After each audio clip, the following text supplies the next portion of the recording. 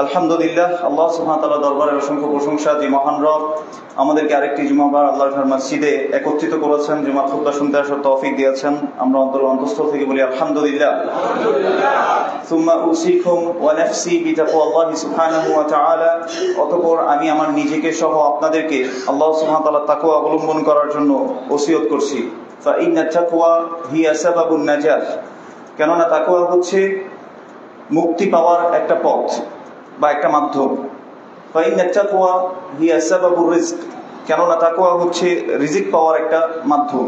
কামা ক্বালা আল্লাহু সুবহানাহু ওয়া তাআলা ওয়া মান ইয়াত্তাকিল্লাহা ইয়াজআল লাহু মাখরাজা ওয়া ইয়ারযুকুহু মিন হাইথু লা ইয়াহতাসিব। যে বা যারাই তাকওয়া অবলম্বন করবে আল্লাহ সুবহানাহু ওয়া তাআলা তাদের জন্য একটা উত্তরণের পথ করে দেবেন এবং এমন জায়গা থেকে তাদেরকে রিজিক দিবেন যারা যেটা তারা কল্পনাও করেনি। এবং আল্লাহ সুবহানাহু ওয়া তাআলা বলেছেন ওয়া মান ইয়াত্তাকিল্লাহা ইয়াজআল লাহু মিন আমরিহি ইউসরা। যে ব্যক্তি আল্লাহ সুবহানাহু ওয়া তাআলার তাকওয়া অবলম্বন করবে আল্লাহ সুবহানাহু ওয়া তাআলা তার কাজসমূহকে সহজ করে দেবেন। আল্লাহ সুবহানাহু ওয়া তাআলা আমাদেরকে তাকওয়া বান্দাদের অন্তর্ভুক্ত করুন, আমিন। আল্লাহ সুবহানাহু ওয়া তাআলা এই পৃথিবীতে আমাদেরকে পাঠিয়েছেন এবং তিনি আমাদেরকে সৃষ্টি করেছেন। ওয়ালাম ইয়াতরুকনা হামালা, কিন্তু তিনি আমাদেরকে এমনি ছেড়ে দেননি। বাল আরসালা ইলাইনা রাসূলা, বরং তিনি আমাদের কাছে একজন রাসূলকে প্রেরণ করেছেন, যিনি ছিলেন মুহাম্মদ সাল্লাল্লাহু আলাইহি সাল্লাম। তিনি আমাদেরকে শিক্ষা দিয়েছেন কোন কোন কাজে আল্লাহ সুবহানাহু ওয়া তাআলা খুশি হবেন, কোন কোন কাজ করলে আমরা আল্লাহ সুবহানাহু ওয়া তাআলার জান্নাতের সর্বোচ্চ স্তরে পৌঁছাতে পারবো। এই জন্য রাসূলুল্লাহ সাল্লাল্লাহু আলাইহি সাল্লামকে করেছেন আমাদের জন্য আদর্শ। যিনি ভাবে আল্লাহ সুবহানাহু ওয়া তাআলা বলেছেন লাকাদ কানা লাকুম ফি রাসূলিল্লাহি উসওয়াতুন হাসানাহ, নিশ্চয়ই তোমাদের জন্য রাসূল সাল্লাল্লাহু আলাইহি সাল্লামের মধ্যেই রয়েছে উত্তম আদর্শ। আজকে আল্লাহ সুবহানাহু ওয়া তাআলা আমাদের কেন সৃষ্টি করেছেন এই প্রশ্নের উত্তর আমরা সবাই মুখস্থ জানলেও কেউ সেটা অন্তর দিয়ে ওভাবে অনুভব করি না। আল্লাহ বলেছেন ওয়া মা খালাকতুল জিন্না ওয়াল ইনসা, এই যে বাকি অংশ আপনারা নিজেরাই জানেন, ইল্লা লিয়াবুদুন, আমি মানুষ এবং জিনকে সৃষ্টি করেছি শুধুমাত্র আমার ইবাদত করার জন্য। ইয়াবুদুন আই ইউহিদুন, যাতে আল্লাহর তাওহীদ এই দুনিয়ার জীবনে কি হয়, বাস্তবায়িত হয়। তাওহীদ কোথা থেকে আসছে? ওয়াহাদা ইউহিদু তাওহীদান, একক করা, আল্লাহ সুবহানাহু ওয়া তাআলার হক আল্লাহ সুবহানাহু ওয়া তাআলাকে দেয়া, আল্লাহ সুবহানাহু ওয়া তাআলার হক আল্লাহ ছাড়া অন্য কাউকে না দেয়া, এটা হচ্ছে তাওহীদ। আল্লাহর হকের মধ্যে আল্লাহ যা যা করতে বলেছেন তা আছে, আল্লাহ যা থেকে নিষেধ করেছেন সেগুলো আছে। এই জন্য যারা আল্লাহর হকটাকে আদায় করতে পারবে তারাই এই জীবনে সফলকাম হয়ে গেল এবং পরজীবনেও তারা সফলকাম হবে। আর যারা আল্লাহর হককে আদায় করতে পারেনি তারা কোনোভাবেই কি হতে পারবে না, পরকালেও সফল হতে পারবে না, দুনিয়াতেও তারা সফল হতে পারবে না। আমরা একটা হাদিস দেখি যেটি মুআয ইবনে জাবাল রাদিয়াল্লাহু তাআলা আনহু বর্ণনা করেছেন। তিনি বলছেন রাসূল সাল্লাল্লাহু আলাইহি ওয়াসাল্লাম আমাকে বলেছেন কুনতু রাদিফি নবী সাল্লাল্লাহু আলাইহি ওয়াসাল্লাম আলা হিমার ফাকাল লি, আমি একদিন রাসূল সাল্লাল্লাহু আলাইহি ওয়াসাল্লামের মানে একটা গাধাতে চড়ছিলেন, সেই গাধার পিছনে ছিলাম। তখন তিনি আমাকে জিজ্ঞেস করলেন ইয়া মুআয আতাদরি মা হাক্কুল্লাহি আলাল ইবাদ, হে মুআয তুমি কি জানো যে বান্দার প্রতি আল্লাহর কি কি হক রয়েছে?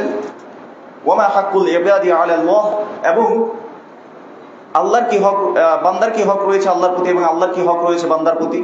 তার মানে দুই দিকের হকের কথা বললেন, যে আল্লাহর হক বান্দার প্রতি কি আছে আর বান্দার হক আল্লাহর প্রতি কি আছে, এটা কি তুমি জানো? কুলতু আল্লাহু ওয়া রাসূলুহু আ'লাম, আমি বললাম আল্লাহ এবং তার রাসূল সাল্লাল্লাহু আলাইহি ওয়াসাল্লাম ভালো জানেন। ক্বালা ফা ইন্না হাক্কাল্লাহি আলাল ইবাদি আই ইয়াবুদুহু ওয়া লা ইউশরিকু বিহি শাইআ, বান্দার আল্লাহর প্রতি যে হক আছে সেটা হচ্ছে সে আল্লাহর সাথে কোনো কিছু কি করবে না, শরীক করবে না।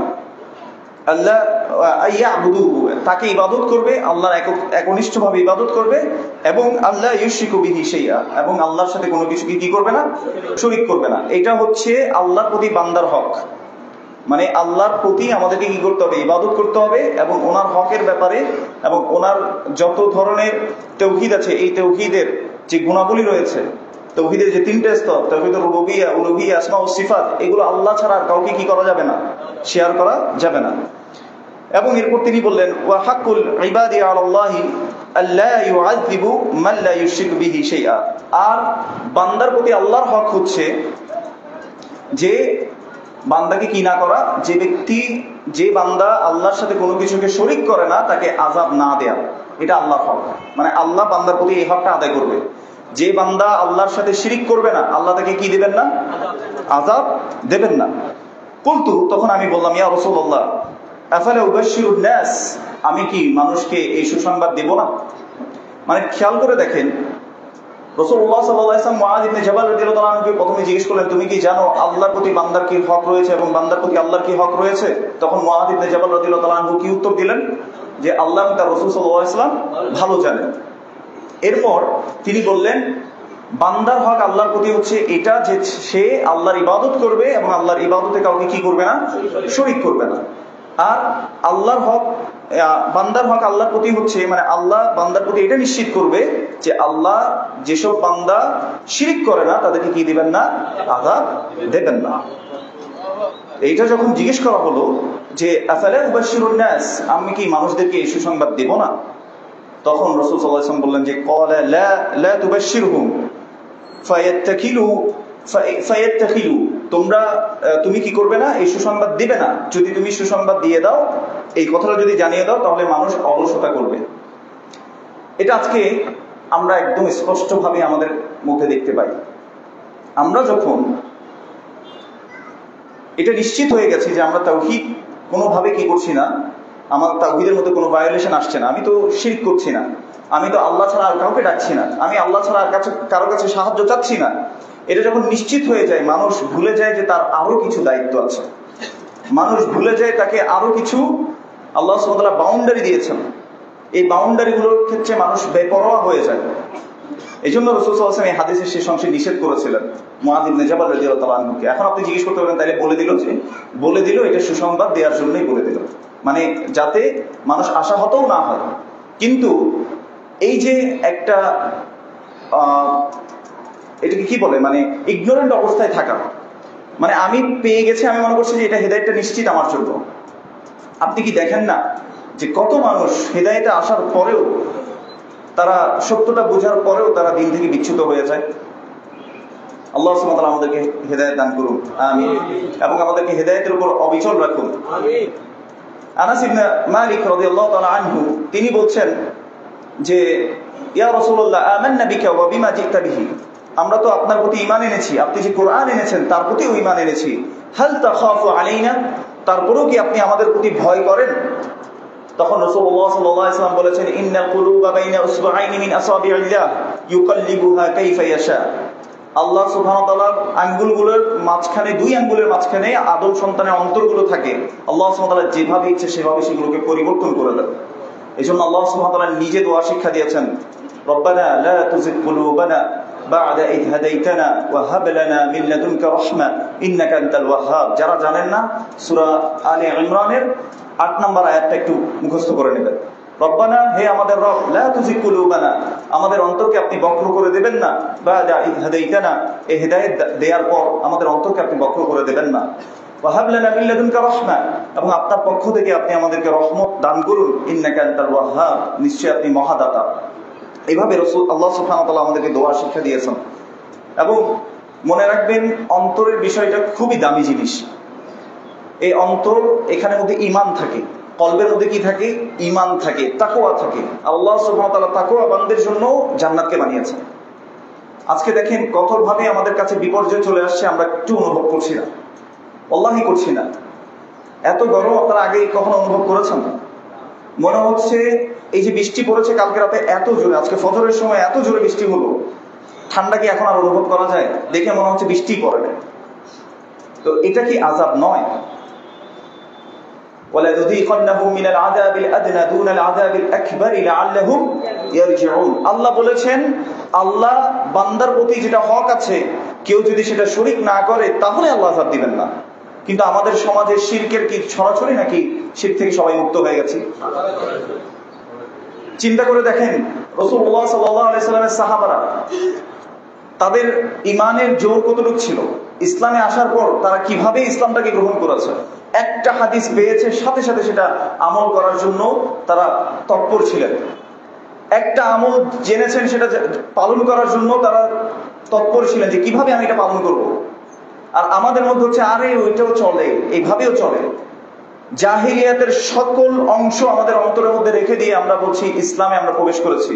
আল্লাহ সুবহানাহু ওয়া তাআলা বলেছেন, উদখুলু ফিস সিলমি কাফা, তোমরা পরিপূর্ণভাবে ইসলামে প্রবেশ করো। আসলে কি আমরা পরিপূর্ণভাবে ইসলামে প্রবেশ করেছি? আমি কি আমার নিজেকে আল্লাহর কাছে আত্মসমর্পণ করাতে পেরেছি কিনা, নাকি সমাজ, পরিবেশ, সকল কিছু আমার অন্তরের মধ্যে এখনো ঈমান আর এটার মধ্যে ফাইট করে এখনো? যদি করে থাকে তাহলে অবশ্যই আপনাকে ফিরে আসতে হবে আল্লাহর দিকে। আল্লাহ বলেছেন আমি ছোট ছোট আযাব দিব, বড় আযাব দেওয়ার পূর্বে কেন, লাআল্লাহুম ইয়ারজিউন, যাতে তারা আবার ফিরে আসে, দিনের দিকে ফিরে আসে। এই দিনের দিকে ফিরে আসা ছাড়া আযাব থেকে বাঁচার কোনো অন্য পথ নাই। আল্লাহ সুবহানাহু ওয়া তাআলা এর জন্য বলেছেন ওয়া মা কানা আল্লাহু মুআযযিবাহুম ওয়া হুম ইস্তাগফিরুন। আল্লাহ সুবহানাহু ওয়া তাআলা যতক্ষণ মানুষ ইস্তিগফারের অবস্থায় থাকবে আল্লাহ তাদেরকে আযাব দেবেন না। কয়জন আমরা আজকে ইস্তেগফার করি? গুনাহগুলোকে নিজেরাই তো বুঝতে পারি না যে এটা আমার গুনাহ হচ্ছে, কারণ আমরা নিজের হকের ব্যাপারে আমরা দায়িত্বশীল না, নিজের হকও বুঝি না, মানুষের হকও বুঝি না, আল্লাহর হকও বুঝি না। আল্লাহ আমাদেরকে বোঝার তৌফিক দান করুন। এজন্য মনে রাখবেন, আমি আপনি এখানে যে এসেছি, আল্লাহ সুবহানাহু ওয়া তাআলা বলেছেন আল্লাহু খালাকাকুম ওয়া ইয়ানজুরু কাইফা তা'মালুন, আর আল্লাহ দেখবেন যে তোমরা কিভাবে আমল করছো, আল্লাহ এটা দেখবেন। আল্লাহ সুবহানাহু ওয়া তাআলা এই দুনিয়ার জীবনে যে আমাদেরকে পাঠিয়েছেন, আল্লাহ রাসূল সাল্লাল্লাহু আলাইহি ওয়াসাল্লামের মাধ্যমে আমাদেরকে জানিয়ে দিয়েছেন কুল্লুকুম রাঈন ওয়া কুল্লুকুম মাসউলুন আন রাইয়াতিহি, তোমরা প্রত্যেকেই দায়িত্বশীল, প্রত্যেককে তার দায়িত্ব সম্পর্কে জিজ্ঞেস করা হবে। এই হাদিসটা আপনি শুনেছেন, মনে হচ্ছে অনেক সহজ, কিন্তু এটা এত কঠিন, আপনি যদি চিন্তা করতে যান আপনার কান্না ছাড়ার কোনো উপায় থাকবে না। আল্লাহ রাসূল সাল্লাল্লাহু আলাইহি ওয়াসাল্লাম কি বলেছেন? কুল্লুকুম রাঈন, তোমরা প্রত্যেকেই রাখাল। রাখাল কি হয়? রাখালের আন্ডারে যখন কোনো ছাগল, ভেড়া, গরু এগুলো থাকে, একটা ছাগল, একটা গরু, একটা ভেড়া যদি নষ্ট হয়, বলেন তো মালিক কাকে ধরে? রাখালকে ধরে কিনা?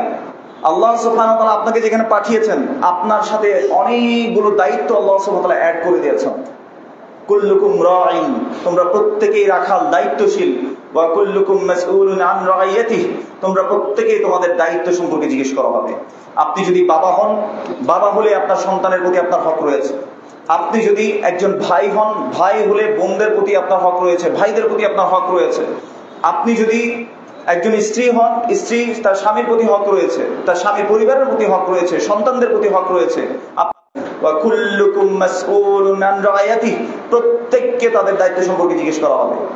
আপনার ব্যবসা প্রতিষ্ঠানের প্রত্যেকটা ব্যক্তি আপনার আন্ডারে যে আছে তাদেরকে আপনাকে জিজ্ঞেস করা হবে। আপনি যদি অফিসের বস হন, আপনার বসের আন্ডারে যতজন মানুষ আছে আপনাকে আল্লাহ জিজ্ঞেস করবেন। আপনি যদি কোনো অর্গানাইজেশনের প্রধান হন, তাহলে আপনার আন্ডারে যতজন আছে আপনাকে প্রশ্ন করা হবে। আপনি যদি একজন সমাজপতি হন, আপনার সমাজের সকল জায়গায় আপনাকে প্রশ্ন করা হবে। আপনি যদি একজন সরকার হন, আপনার অধীনস্থ যারা আছে সবার ব্যাপারে আপনাকে জিজ্ঞাসা করা হবে। আপনি যদি কোনো মসজিদও হন, এই মসজিদের কমিটিও যদি হন, আপনার ব্যাপারে সকল বিষয়কে জিজ্ঞেস করা হবে। আমরা মনে করে নিয়েছি খুব সহজ, ওয়ামান লাম ইয়াহকুম বিমা আনজালাল্লাহ ফাউলাইকা হুমুল কাফিরুন। আল্লাহ বলেছেন যারা আল্লাহর নাজিলকৃত বিধান অনুযায়ী বিচার ফয়সালা করে না, আল্লাহ তাদেরকে কাফের বলেছেন। 2, ওয়ামান লাম ইয়াহকুম বিমা আনজালাল্লাহ ফাউলাইকা হুমুজ জালিমুন। যারা আল্লাহর বিধান অনুসারে বিচার ফয়সালা করে না, তাদেরকে আল্লাহ সুবহানাহু ওয়া তাআলা জালিম বলেছেন। ওয়ামান লাম ইয়াহকুম বিমা আনজালাল্লাহ ফাউলাইকা হুমুল ফাসিকুন।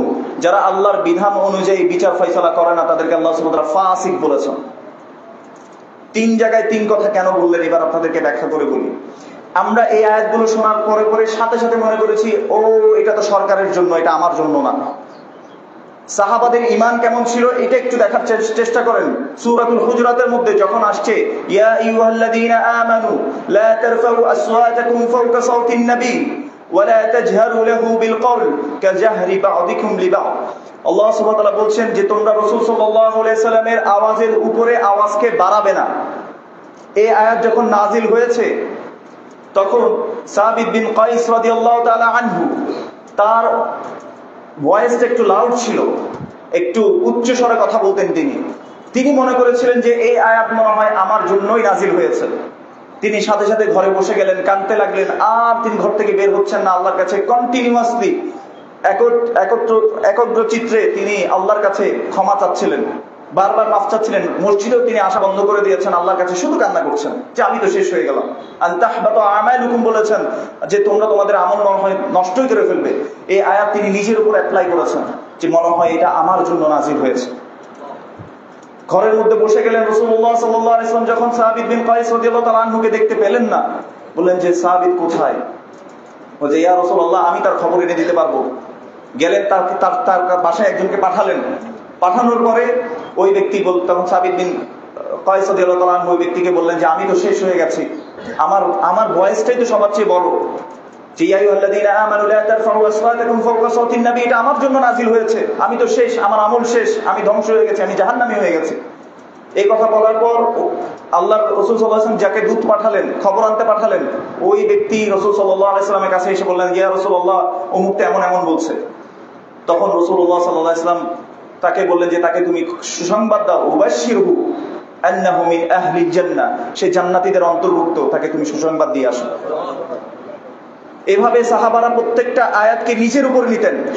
আর আমাদের অবস্থা হচ্ছে এই যে ওমান লাম ইয়াহকুম বিমা আনজালাল্লাহ, এটা পাওয়ার পর আমরা মনে করছি না না না আমরা তো দায়িত্বশীল না, আমাদের তো বিচার ফয়সালা করা লাগে না, বিচার ফয়সালা যারা করে। আরে আপনি যে আপনার পরিবার চালাচ্ছেন, আপনি বিচার ফয়সালা করছেন না? আপনি যে একটা প্রতিষ্ঠান চালাচ্ছেন, বিচার ফয়সালা করছেন না? আপনি যদি সমাজপতি হন, বিচার ফয়সালা করছেন না? আপনি যদি একটা দোকানের মালিক হন, দোকানের কর্মচারীদের উপর আপনি বিচার ফয়সালা করছেন না? সকল জায়গায় তো বিচার ফয়সালা আছে। কুল্লুকুম রাইন ওয়া কুল্লুকুম মাসউলুন আন রাইয়াতিহি। আপনি যদি একটা মসজিদের দায়িত্ব পান, তাহলে আপনি কি বিচার ফয়সালা করছেন না? প্রত্যেকটা জায়গায় আপনার বিচার ফয়সালার জায়গা আছে। এই জন্য ওয়ামান লাম ইয়াহকুম বিমা আনজালাল্লাহ, আল্লাহ যে বিধান নাযিল করেছেন সেটা যদি আমরা অ্যাপ্লাই না করি, তাহলে হয় আমরা কাফের হব, নয় আমরা জালেম হব, নয় আমরা ফাসিক হব। আল্লাহ আমাদেরকে বোঝার তৌফিক দান করুন।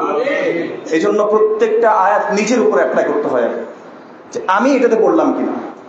যেমন আল্লাহ সুবহানাহু ওয়া তাআলা বলেছে আইয়ুহাল্লাযীনা আমানু ইজতানিবু কাসীরাম মিনায-যন্ন ইন্না বা'দায-যন্নি ইসম ওয়া লা তাজাসসাসু ওয়া লা ইয়াগতাব বা'দুকুম বা'দা।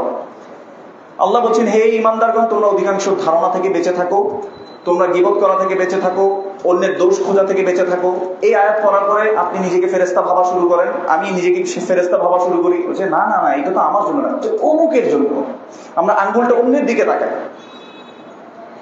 আসলে একটু চিন্তা করে দেখেন এটা করি কিনা আমরা অন্যকে দিয়ে নিজেকে বিচার করি, কেন নিজের দিকে তাকাই না? আল্লাহ বলছেন ইয়া আইয়ুহাল্লাযীনা আমানুত্তাকুল্লাহা ওয়াল তানজুর নাফসুম মা কদ্দামাত লিগাদ, হে ঈমানদারগণ প্রত্যেকটা নফস যাতে দেখে সে আগামীর জন্য কি প্রেরণ করছে। আল্লাহ বলছেন তাকওয়া অবলম্বন করো, আল্লাহ জানেন সবকিছু। ইন্নাল্লাহা খাবীরুম বিমা তা'মালুন, আল্লাহ জানেন তোমরা যা করছো, আল্লাহর কাছে কোনো কিছু গোপন নাই। ইন্নাহু আলিমুম বিযাতিস সুদূর, অন্তরের মধ্যে কি লুকিয়ে রেখেছে সেটাও আল্লাহ জানেন। আমি আপনাদেরকে অনেকবার একটা কথা বলেছি, মনে করেন আপনি কোরবানি দিলেন, কোরবানি দেওয়ার পর একজন ব্যক্তিকে আপনি দায়িত্ব দিলেন যে তুমি একে ভাগ করে দিবে, ওকে ভাগ করে দিবে, এভাবে দায়িত্ব দিলেন। দেওয়ার পর এই বস্তুগুলো পেয়ে মনে করছে যে সেই হচ্ছে মালিক, এবার তার যেভাবে ইচ্ছা সে সেভাবে দেয়, সে কাউকে আর মানে না। একে আসে তুই যা, এই না তোকে এটুকু দিব, একটু বেশি দিব না, সে নিজের প্রভাবটা খাটানো শুরু করে। আসলে বলেন তো এই গরু গোশতের মালিক কি সে নিজে? তো আল্লাহ আমাদেরকে যে দায়িত্বটা দিয়েছে, সেই দায়িত্বটা পেয়ে আমরা মনে করছি যে এটা আমারই দায়িত্ব, এটা আমি হকদার, আমি যেভাবে চালাবো সেভাবেই হবে। আজকে হোক সেটা পরিবারে, হোক সেটা উচ্চ পর্যায়ে, যে কোনো জায়গায় আমরা মনে করি যে এটা আমার নিজ যোগ্যতায় আমি পেয়েছি। আমরা একবার মনে করি যে আল্লাহ আমাকে দায়িত্ব দিয়েছেন, যে কোনো মুহূর্তে তিনি আমাকে ছিনিয়ে নিতে পারেন। আল্লাহ আমাদেরকে এই জন্য একটা মূলনীতি দিয়েছেন, আমাদেরকে আমাদের অরিজিন দেখিয়ে দিয়েছেন। হাল আতা আলাল ইনসানি হিনুম মিনাদ দাহরি লাম ইয়াকুন শাইআম মাযকুরা, মানুষের কি এমন একটা সময় ছিল না যে মানুষকে মেনশন করার মতো, উল্লেখ করার মতো সে কোনো পর্যায়ে ছিল না? এটা কি ছিল না? আমরা আল্লাহ আমাদেরকে অস্তিত্বে এনেছেন। আপনি কোত্থেকে এসছেন এটা কি একবারও চিন্তা করেছেন? আমি কোত্থেকে এসছি একবারও চিন্তা করেছি? যেমনি ইচ্ছা তেমনি করছে মানুষ, যেভাবে ইচ্ছা সেভাবে চলছে। আল্লাহ সুবহানাহু ওয়া তাআলা আমাদেরকে বোঝার তৌফিক দান করুন। এজন্য মনে রাখবেন, আপনার দ্বারা যাতে কোনো হক নষ্ট না হয়। বান্দা আল্লাহর প্রতি একটা হক রয়েছে, বান্দা বান্দার প্রতি একটা হক রয়েছে। আপনি যদি চেষ্টা করেন আল্লাহর হকটাকে পরিপূর্ণভাবে পালন করতে, আল্লাহ বাকি অংশগুলোকে ঠিক করে দেবেন ইনশাআল্লাহ। এজন্য আল্লাহর হক যাতে কোনোভাবে কি না হয়, আপনার দ্বারা নষ্ট না হয়। আজকে দেখেন বিপদ আপদে পড়লে অনেক তাওহীদবাদী ফোন দেয়, হুজুর আমার ওই আত্মীয় স্বজন তো বলছে যে অমুক জায়গায় একটু তাবিজের জন্য গেলে মনে হয় ভালো হবে। বুঝতে পেরেছেন মানুষ বিপদে পড়লে কিভাবে শিরকের দিকে চলে যায়, কিভাবে সে আল্লাহ ছাড়া অন্যের দিকে নির্ভর করতে শিখে। কিন্তু আল্লাহ কি বলেছেন কোরআনের মধ্যে? আল্লাহ সুবহানাহু ওয়া তাআলা বলেছেন ওয়া মান ইয়াতাওয়াক্কাল আলাল্লাহ ফাহুয়া হাসবুহু, যে আল্লাহর উপর যথার্থভাবে তাওয়াক্কুল করতে পারবে আল্লাহ তার জন্য যথেষ্ট। দুনিয়াতে মনে করেন আপনি কিছুই হলেন না, একদম কিছুই পেলেন না, আপনার কোনো লস আছে যদি আপনার আল্লাহর সাথে সম্পর্কটা ভালো থাকে? কোনো লস নাই। আপনি আপাত দৃষ্টিতে হয়তো ঠকে গেছেন, আপনি আপাত দৃষ্টিতে হয়তো একটা বাড়ি করতে পারেন নাই, আপনি আপাত দৃষ্টিতে হয়তো কোনো ব্যবসা প্রতিষ্ঠানের মালিক হতে পারেন নাই, কিন্তু আপনি আল্লাহর কাছে কি হয়ে যাবেন? সফল কাম হয়ে যাবেন। এই জন্য আল্লাহ বলেছেন, ফামান যুহজিহা আনিন নার ওয়া উদখিলাল জান্নাহ ফাকাদ ফাজ। যে ব্যক্তিকে জাহান্নাম থেকে দূরে করা হবে এবং জান্নাতে যাকে প্রবেশ করানো হবে, ফাকাদ ফাজ, আল্লাহ বলেছেন সে সফল কাম। এটাই হচ্ছে আসল সফলতা।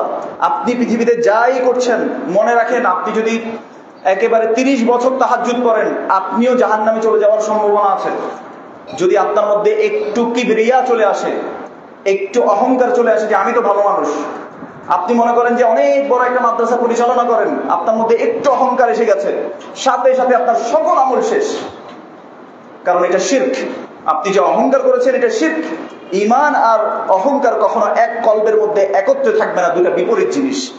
তেল আর পানি যেমন এক হয় না, ঈমান আর কুফর, ঈমান শিরক, ঈমান রিয়া, লোক দেখানো, ঈমান আর অহংকার কখনো এক জায়গায় তারা আসবে না।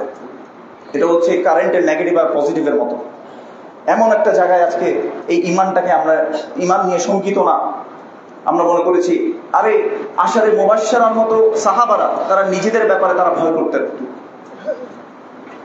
আশারে মুবাশশিরারা তারা জান্নাতের সুসংবাদ রাসূলুল্লাহ সাল্লাল্লাহু আলাইহি ওয়াসাল্লামের কাছ থেকে পাওয়ার পরেও তারা বিনয়ী হয়ে থাকতেন, না জানি আমি ইয়ার মধ্যে পড়ে যাই। ওমর রাদিয়াল্লাহু তাআলা আনহু হুযায়ফা ইবনে ইয়ামান রাদিয়াল্লাহু তাআলা আনহুকে গিয়ে জিজ্ঞেস করছেন, হুযায়ফা তোমাকে তো রাসূলুল্লাহ সাল্লাল্লাহু আলাইহি ওয়াসাল্লাম মুনাফিকদের একটা লিস্ট দিয়েছেন, তুমি সত্যি করে বলো তো ওই লিস্টের মধ্যে আমার নাম আছে কিনা? সেই ওমর যদি এই কথা বলতে পারে, আমি আপনি কি হয়েছে বলেন তো ভাই? কিসের এত অহংকার? কোত্থেকে এই দায়িত্বটা পেয়েছি? আলহামদুলিল্লাহিল্লাযী হাদানা লিহাদা। এজন্য জান্নাতীরা জান্নাতে গিয়ে বলবে সেই আল্লাহর প্রশংসা, আল্লাযী হাদানা লিহাদা, যিনি আমাদেরকে এই হেদায়েতটা দিয়েছিলেন।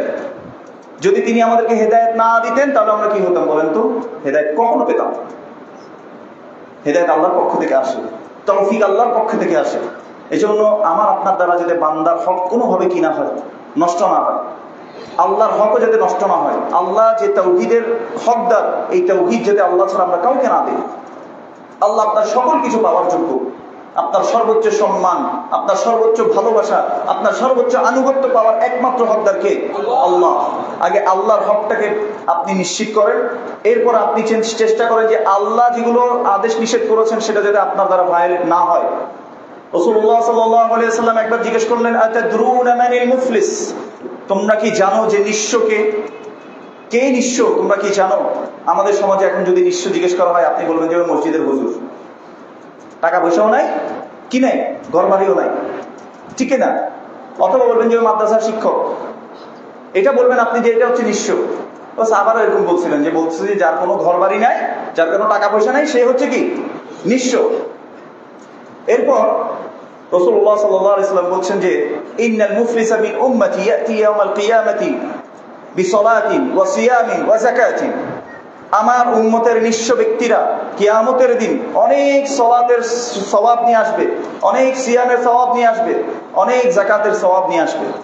وقد يأتي قد شتم هذا وقذف هذا وأكل مال هذا وسفك دم هذا وضرب هذا। পাঁচটা কথা বলেছেন রাসূলুল্লাহ সাল্লাল্লাহু আলাইহি ওয়াসাল্লাম। হয়তো সে কাউকে গালি দিয়েছে, হয়তো সে কাউকে অপবাদ দিয়েছে, হয়তো কারো সম্পদ সে ভক্ষণ করেছে, হয়তো সে কারো রক্ত ঝরিয়েছে, হয়তো সে কাউকে মেরেছে। এই পাঁচটা কথা বললেন। তাহলে এই কাজগুলো আমাদের সমাজে তো হয় না, কি মনে হয় আপনাদের?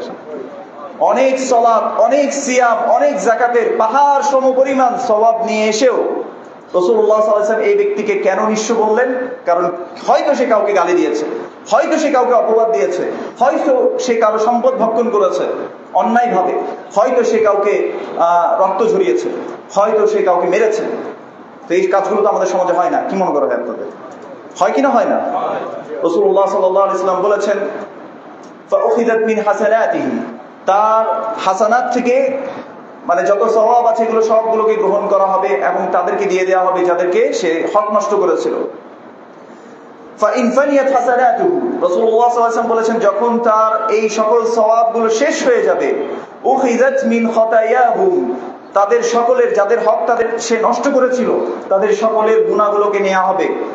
ফাতুরিহা আলাইহি, এরপর ওই ব্যক্তির উপর ছুঁড়ে ফেলা হবে, সুম্মা তুরিহা ফিন্নার, অতঃপর তাকে জাহান্নামে অপমান অপদস্থ করে নিক্ষেপ করা হবে। এই হচ্ছে উম্মতের নিঃস্ব ব্যক্তি। অতএব আপনি যদি শুধুমাত্র সালাত, সিয়াম, যাকাত একেবারে, তাহলে দেখেন সে যে সওয়াব নিয়ে আসছে, বলেন তো আল্লাহ কি এটা কবুল করেছে নাকি করে নাই? কবুল হলেই তো সওয়াব পাবে। তাহলে কবুল হজ, কবুল সালাত, কবুল সিয়াম বা যাকাত, এগুলো সবগুলো নিয়ে সে কিয়ামতের মাঠে দাঁড়াবে। কবুল হয়েছে এমন আমল, সেগুলোকে আল্লাহ সুবহানাহু ওয়া তাআলা ভাগ করে দিয়ে দেবেন অন্যের কাছে। অতএব আপনি বুঝতে পারছেন, অন্যের জন্য আমরা নিজের আখিরাত হারাই। অন্য মানুষের কথা চিন্তা করতে গিয়ে আমরা নিজের আখিরাতকে ছেড়ে দেই। অথচ চুপ থাকলে কোনো কিছু আসতে যেত না।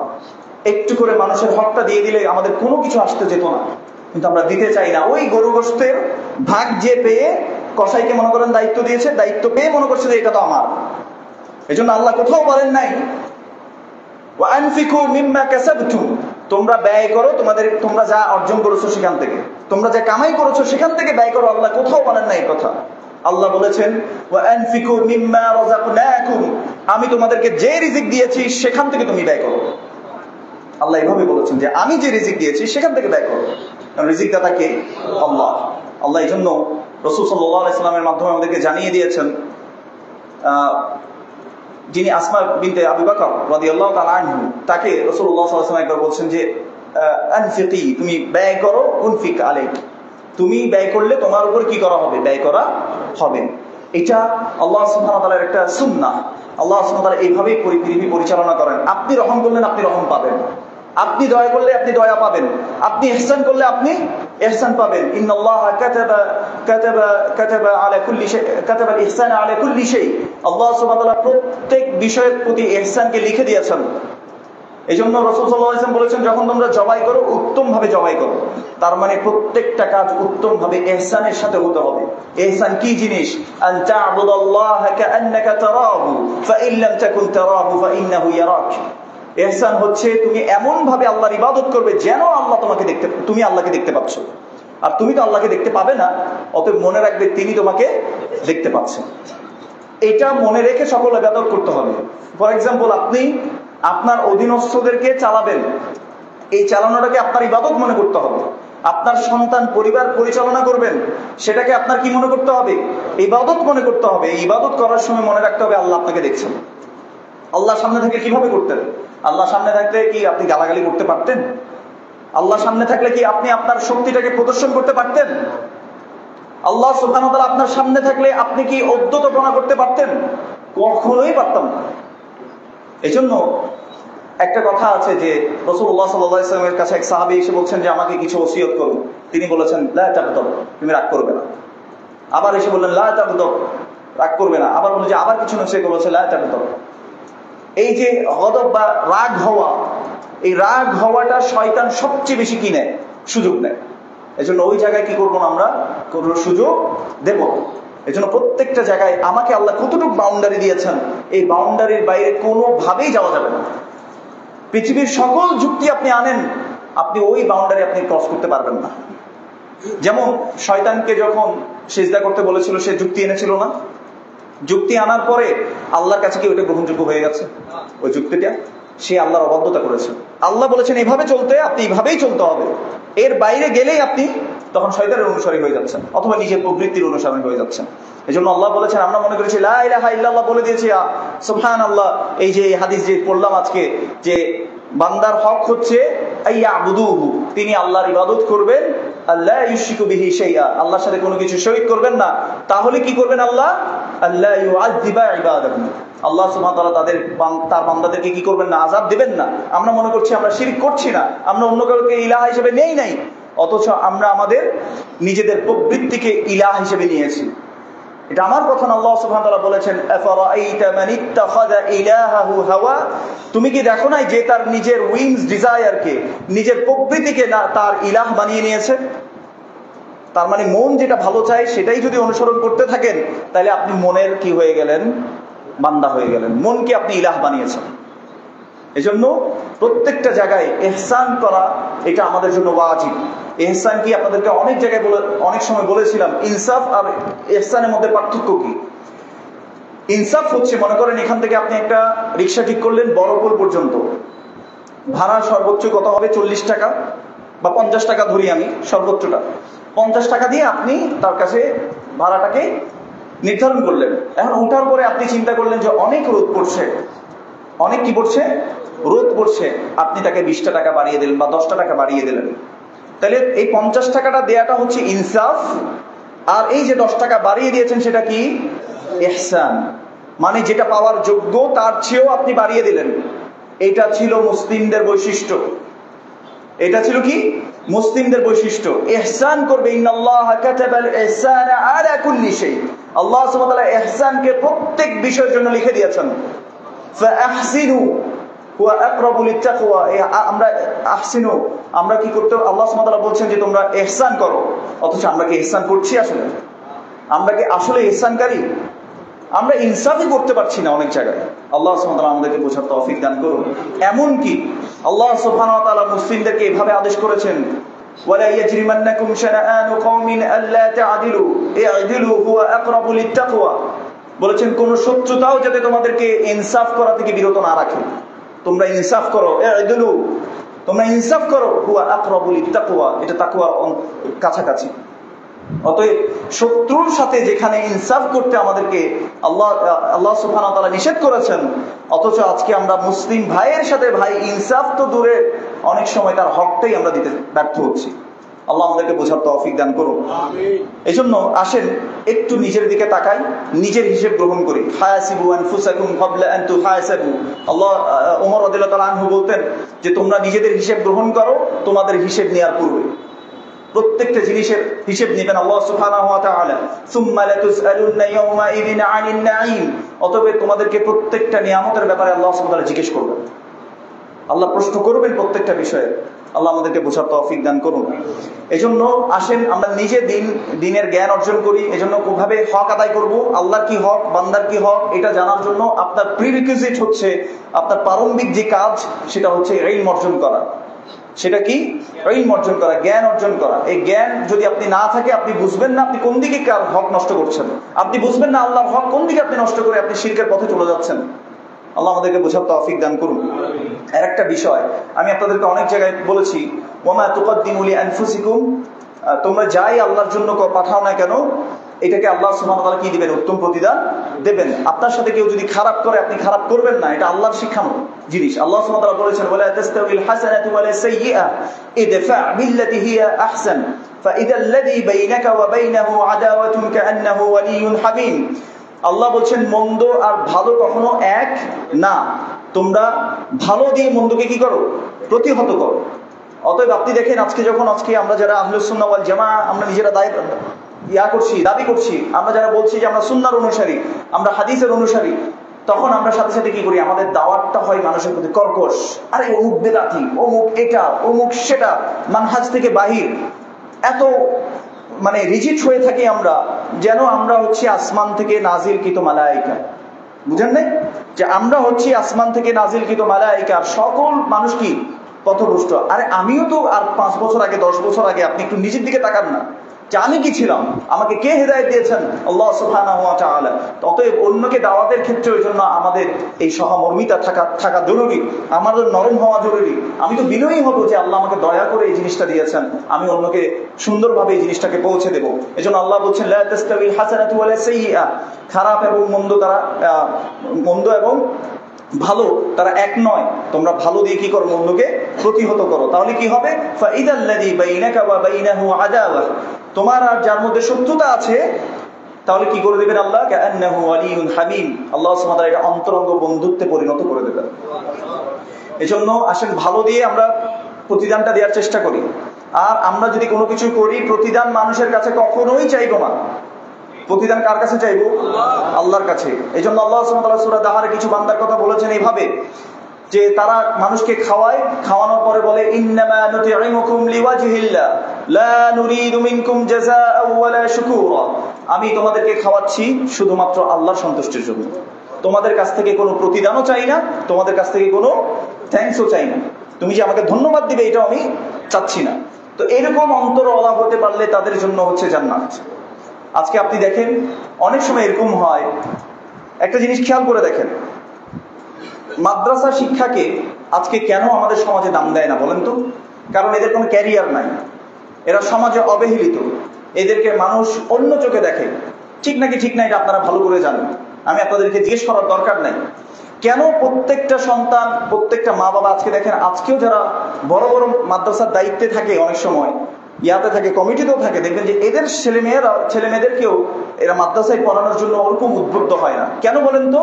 দেয়ার is no opportunity for their job. জবে ঢোকার জন্য কোনো অপরচুনিটি নেই, তাই না? আর যদি ইমাম মুয়াজ্জিন বা খতিব সাহেব হয়ে থাকে, হ্যাঁ, আমার কথা ধরিয়েন না বা আমাকে আলাদা করে রাখেন, তো মনে করেন যে এরকম হয়েও থাকে, তারা সমাজের অবহেলিত অবস্থায় থাকে, তাই না? তো এখন আপনি চিন্তা করে দেখেন যে এদেরকে কেন কেন মানুষ তাহলে এই ইসলামের জ্ঞানের প্রতি আগ্রহী হবে?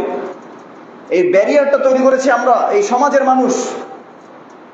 এই যে কুল্লুকুম রাইন বলেছি, বা কুল্লুকুম মাসউলুন আন রাইয়াতি, আপনি দেখেন আরব আমিরাতে যান, সর্বোচ্চ সম্মান কাদেরকে করা হয়? তো কেন আমাদের দেশে নয়? কারণ আমরা ঈমান বুঝি নাই, আমরা ইসলাম বুঝি নাই।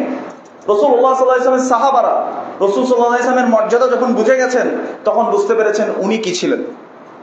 আমি আপনাদেরকে আলিমদের কথা বলি। রাসূলুল্লাহ সাল্লাল্লাহু আলাইহি ওয়াসাল্লাম বলেছেন, ফাদলুল আলিমি আলাল আবিদি কাফদলি আলা আদনাকুম।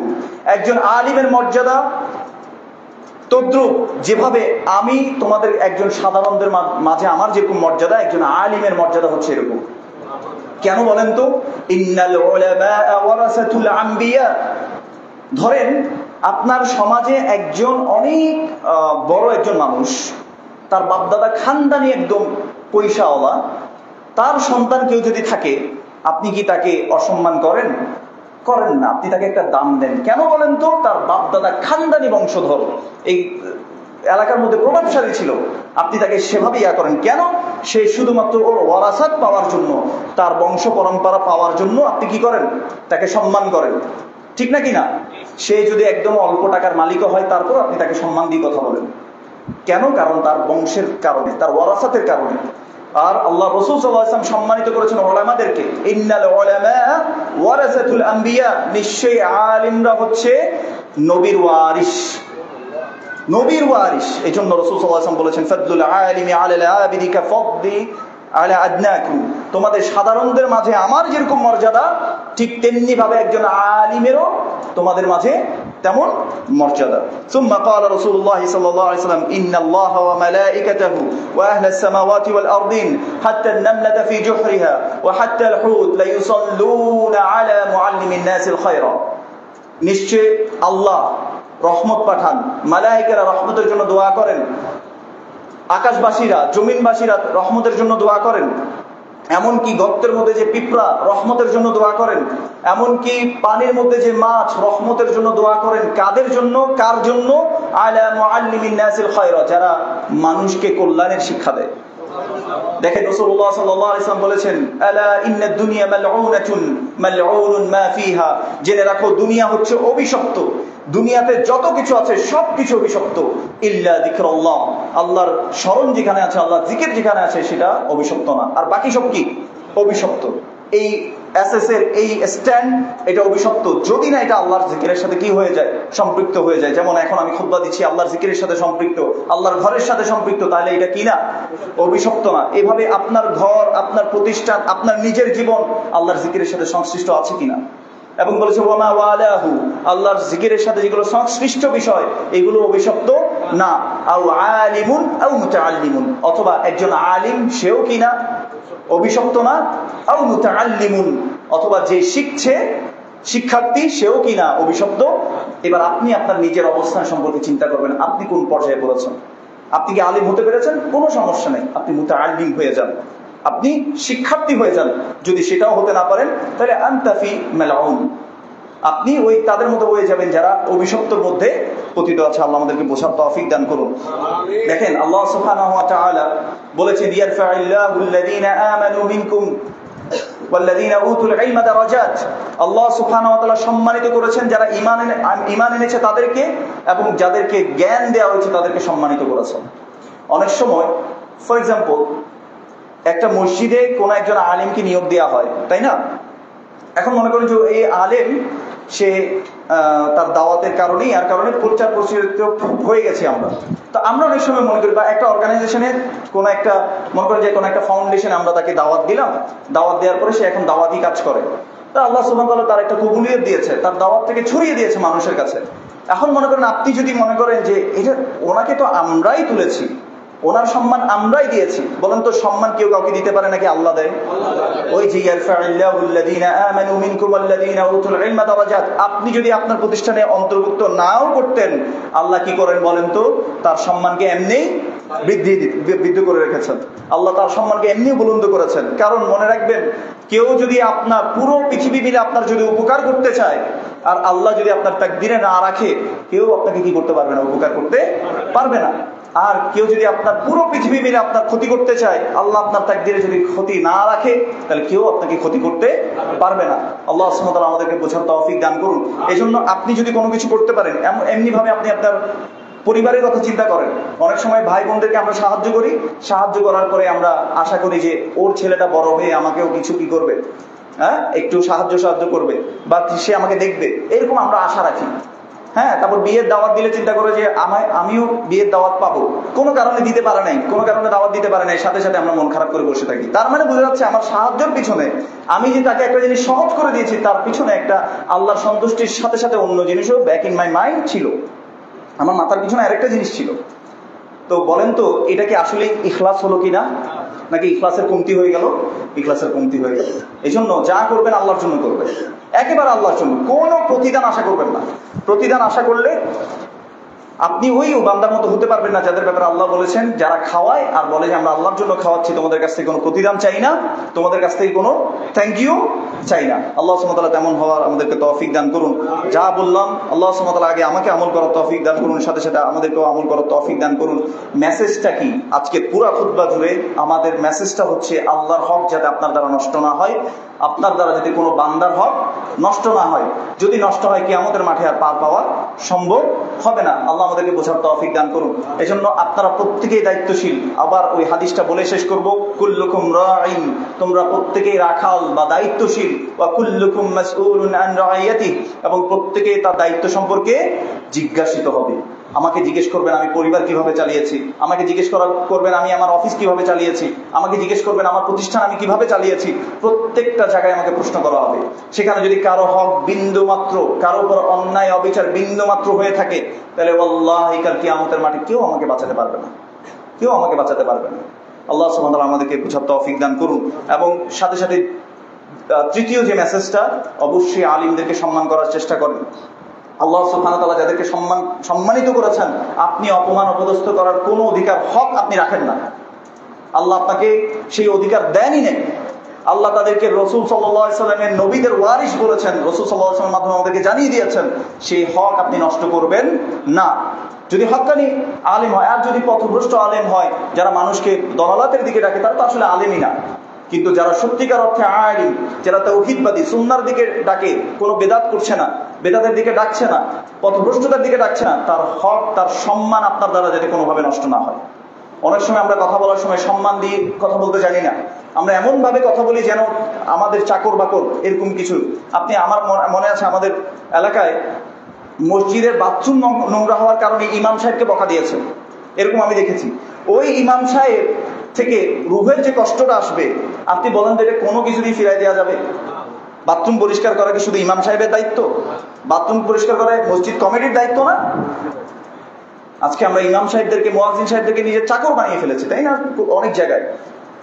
আবার মনে করবেন যে কোনো একটা জায়গায় আপনার অফিসের কর্মচারী, টেবিলের উপর একটু ময়লা ছিল, আপনি গিয়ে একদম ধেদারসে আপনি যা তা কথা শুনিয়ে দিলেন। শুনিয়ে দেওয়াটা আপনার জন্য, এখানের মধ্যে আপনার কি আছে, ইহসানের সাথে আপনি শোনান যে তুমি কাজটা করলে না কেন, এভাবে বলেন। আপনি ওর মা বাপ ধরে গালি দেওয়া শুরু করছেন। আপনারা যারা চাকরি করেন তারা জানেন আপনাদের বসরা আপনাদেরকে কিভাবে গালাগালি করে। হ্যাঁ, গার্মেন্টস সেক্টরে গেলে তো আরো খারাপ অবস্থা, মা বাপ ধরে সব পর্যন্ত গালাগালি করে। এই যে প্রত্যেকটা জায়গায় হকগুলো রয়েছে, এই হকগুলো যাতে কোনোভাবেই আমার আপনার দ্বারা নষ্ট না হয়।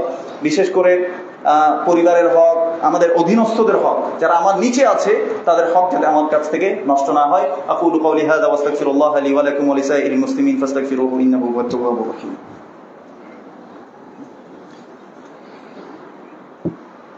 আলহামদুলিল্লাহ ওয়াসসালাতু ওয়াসসালামু আলা রাসূলিল্লাহ ওয়া আলা আলিহি ওয়া আসহাবিহি ওয়া মান তাবি'আহুম বিইহসানিন ইলা ইয়াউমিদ্দিন। ক্বালা আল্লাহু সুবহানাহু ওয়া তাআলা إن الله وملائكته يصلون على النبي يا أيها الذين آمنوا صلوا عليه وسلموا تسليما اللهم صل على محمد وعلى آل محمد كما صليت على إبراهيم وعلى آل إبراهيم إنك حميد مجيد اللهم بارك على محمد وعلى آل محمد كما باركت على إبراهيم وعلى آل إبراهيم إنك حميد مجيد اللهم ارض عن كل الصحابة رضي الله عنهم أجمعين خصوصا منهم أبي بكر وعمر وعثمان وعلي رضي الله عنهم أجمعين اللهم أعز الإسلام والمسلمين اللهم أعز الإسلام والمسلمين اللهم أعز الإسلام والمسلمين اللهم اخذل الكفرة والمبتدعة والمشركين اللهم اخذل الكفرة والمبتدعة واليهود والنصارى أجمعين اللهم انصر من نصر دينك ودين محمد صلى الله عليه وسلم واجعلنا منهم آمين يا رب العالمين اللهم انصر إخواننا في فلسطين اللهم انصر مجاهدين في فلسطين اللهم انصر المسلمين في فلسطين اللهم احفظهم من عدوهم وعدوك اللهم احفظهم من عدوك وعدوهم اللهم إنا نسألك الهدى والتقى والعفاف والغنى اللهم إنا نسألك الصحة والعفة والأمانة وحسن الخلق والرضا بالقدر آمين يا رب العالمين ربنا لا تزغ قلوبنا بعد إذ هديتنا وهب لنا من لدنك رحمة إنك أنت الوهاب اللهم أرنا الحق حقا وارزقنا اتباعه وأرنا الباطل باطلا وارزقنا اجتنابه آمين يا رب العالمين ربنا آتنا في الدنيا حسنة وفي الآخرة حسنة وقنا عذاب النار ربنا لا تزغ قلوبنا بعد إذ هديتنا وهب لنا من لدنك رحمة إنك أنت الوهاب سبحان ربك رب العزة عما يصفون وسلام على المرسلين والحمد لله رب العالمين أقيموا الصلاة